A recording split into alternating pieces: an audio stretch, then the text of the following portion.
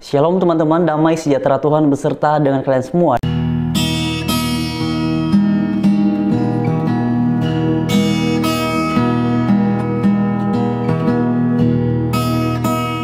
Dan seperti biasa, sebelum dalam bagian ini kita akan sama-sama mendengarkan satu cuplikan video. Mari terlebih dahulu kita baca Alkitab kita sebagaimana yang semua teman-teman bisa perhatikan di screen. Terdapat dalam kitab Lukas pasal 1 ayat 34 sampai ke 35, dan saya berharap teman-teman bersedia membaca bagian ini bersama-sama dengan saya. Begini firman Tuhan, kata Maria kepada malaikat itu, "Bagaimana hal itu mungkin terjadi karena aku belum bersuami?" Jawab malaikat itu kepadanya, "Roh Kudus akan turun atasmu dan kuasa Allah yang Maha Tinggi akan menaungi engkau. Sebab itu anak yang akan kau lahirkan itu akan disebut kudus, anak Allah." Nah teman-teman sekalian, sebelum sama-sama dalam bagian ini kita akan mendengarkan penjelasan yang relevan dari Pak Pendeta Bambang Nursena. Saya perlu memberitahukan beberapa waktu yang lalu saya mendapatkan satu cuplikan video yang isinya adalah berkaitan dengan ocehan dari Ustadz Kainama yang menafsirkan Matius pasal 1 ayat yang ke-20 khususnya mengenai ungkapan sebab anak yang di dalam kandungannya adalah dari Roh Kudus. Jadi menurut Ustadz Kainama, Yesus itu lahir sebagai hasil dari pernikahan Maria dengan Roh Kudus. Nanti linknya akan saya cantumkan di kolom deskripsi ataupun di kolom komentar. Dan sebelum itu mari sama-sama kita dengarkan apa yang dijelaskan oleh Pak Pendeta Bambang Nursena dalam cuplikan video berikut ini. Jadi ketika iman Kristen membahas tentang Allah Tritunggal, itu tidak sedang menjawab pertanyaan berapa jumlah Allah itu. Karena jumlah Allah sudah clear, tidak ada yang mempersoalkan.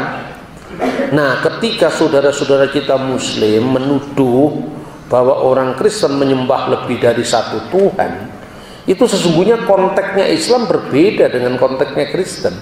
Ketika Nabi Islam menyampaikan tentang pentingnya ungkapan kulhu Allahu ahad, Allah itu esa, katakanlah Allah itu esa, itu bangsa Arab menyembah berhala, menyembah ilah-ilah lain. Maka pertanyaannya, berapa jumlah Allah itu? Jawabannya jumlah Allah itu satu. Tapi ketika konteks iman Kristen disampaikan, sudah clear kalau Allah itu jumlahnya cuma satu. Yakobus pasal 2 ayat 19 mengatakan, kamu berkata Allah itu satu, satu saja Allah itu baik, kata firman Tuhan. Tapi setan-setan juga tahu tentang itu dan gemetar karena itu. Jadi kalau sekedar mengatakan Allah itu esa, setan saja tahu. Tetapi tauhid tingkat Tuhan itu ya bagaimana misteri Allah itu diungkapkan. Nah, Tritunggal itu pengungkapan misteri ilahi, bukan sekedar jumlahnya Tuhan. Kalau jumlah Tuhan clear, maka hubungan Allah dengan firman-Nya yang dalam kata kiasan disebut anak Allah itu apa? Bukan Allah itu beranak secara fisik, seolah-olah Tuhan itu butuh istri. Itu kan agama primitif yang ngomong begitu. Masa kalau dikatakan Tuhannya Kristen beranak, lalu siapa bidannya, terus ketawa semua. Masa ada agama primitif Tuhan beranak seperti itu? Tidak ada lah.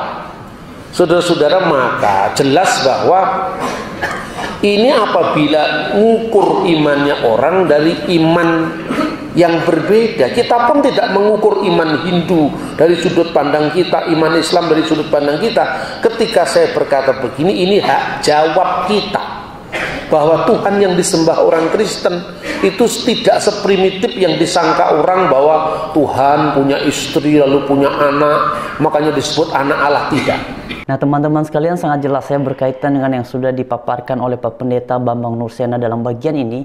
Dan teman-teman sekalian, mari kita bahas berkaitan dengan ocehan dari Ustadz Kainama yang mana beliau menafsirkan bahwa Matius pasal 1 ayat yang ke-20 khususnya mengenai ungkapan bahwa sebab anak yang di dalam kandungannya adalah dari Roh Kudus, yang ditafsirkan secara serampangan oleh Ustadz Kainama, dan penafsiran demikian menunjukkan ketidakmengertian dan ketidaktahuan Ustadz Kainama berkaitan dengan makna mengenai sebab anak yang di dalam kandungannya adalah dari Roh Kudus.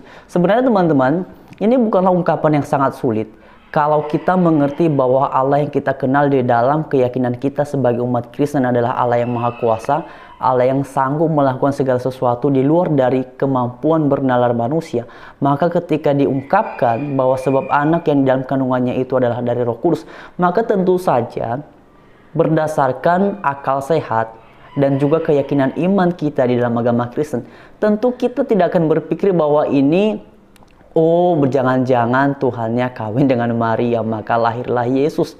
Seperti tadi juga sudah disampaikan oleh Pak Bambang Nursena. Dan sebenarnya mengenai ungkapan ini sangat jelas berkaitan dengan, kalau kita hubungkan dengan ayat yang kita baca tadi dalam kitab Lukas pasal 1 ayat yang ke-35 yang mengatakan bahwa Roh Kudus akan turun atasmu dan kuasa Allah yang Maha Tinggi akan menaungi engkau.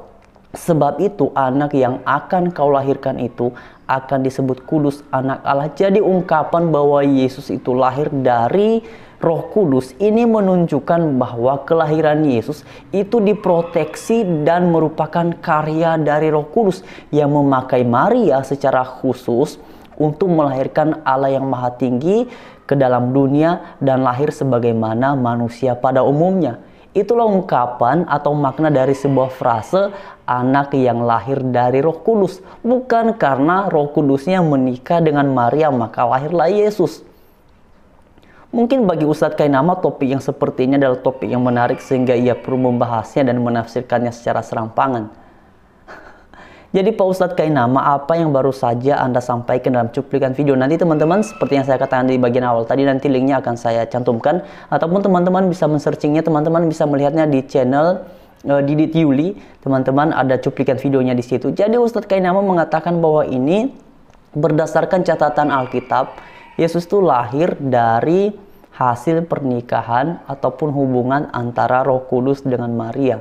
Karena itu teman-teman sekalian, saya berharap berkaitan dengan yang sudah dijelaskan tadi oleh Pak Pendeta Bambang Nursena ini memberikan kita sebuah pengantar untuk memahami tentang istilah anak Allah dalam Alkitab itu bukan berarti bahwa Yesus itu diperanakkan sebagaimana manusia pada umumnya ketika si A dan B melahirkan anak, berarti ini hasil pernikahan. Bukan demikian, sebab kita mengenal Allah yang dinyatakan dalam Alkitab adalah Allah yang luar biasa, Allah yang perkasa, Allah yang bekerja, berkarya kadang-kadang di luar dari kemampuan bernalar manusia. Dan kalau kita memahami fakta yang demikian, maka hal-hal yang seperti ini akan mudah kita terima karena dia memang Allah yang perkasa, Allah yang maha kuasa. Kecuali kalau kita memahami Allah yang terbatas, maka ketika kita menemukan frase yang seperti ini, seperti yang dilakukan oleh Ustadz Kainama, dia langsung berpikir bahwa ini berarti Roh Kudus menikah dengan Maria.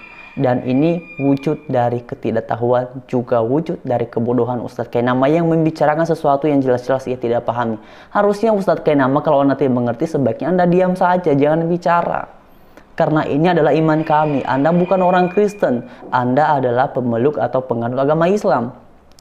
Jadi berhentilah mengoceh tentang sesuatu yang Anda tidak paham, yang Anda tidak tahu tentang iman Kristen. Karena ocehan-ocehan yang demikian pada akhirnya akan mempermalukan Anda sendiri.